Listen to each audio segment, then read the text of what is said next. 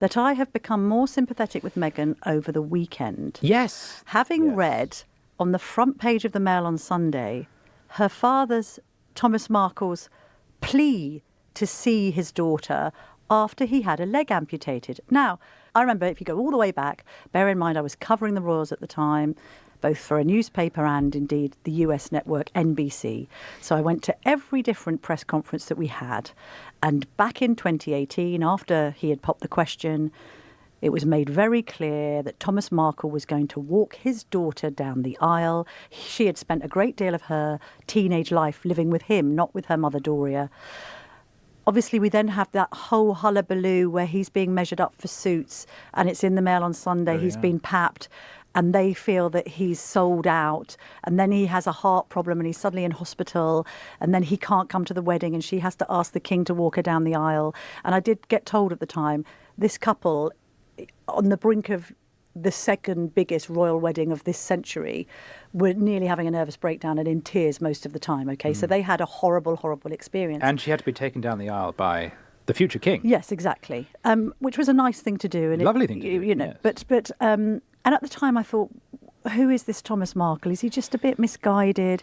He kept on being packed with like a six-pack and a burger. And I just thought, look, maybe he's on his downers. But then he kept on speaking more and more and more to the press, to the point that we're now in a situation where he's literally just had his leg amputated. And the first person he wants to call is Caroline Graham, a reporter on the Mail on Sunday. They featured on Sunday the exchange of text messages between them. They're in the hospital room. He's then trying to communicate with Meghan via that newspaper that the couple hate. They don't like the Mail group because of everything that they've written about them. Try to take them to court on numerous occasions.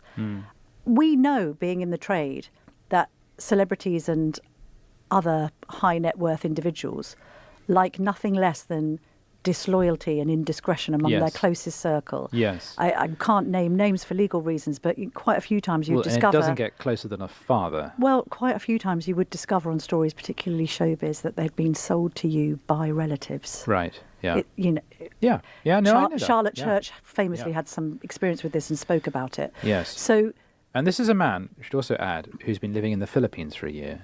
Yeah. And poor Meghan didn't even know which hospital he was in, so took to ringing around all the hospitals in that area in a bid to get in touch with him.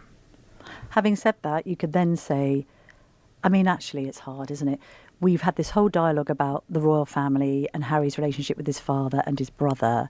Then obviously we're also making judgments about her and her lack of contact with her father. Then we've had her half-siblings, Thomas Markle and Samantha.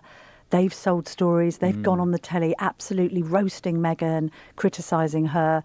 So if you were the Duchess of Sussex, you might be wary of trying to get back in contact.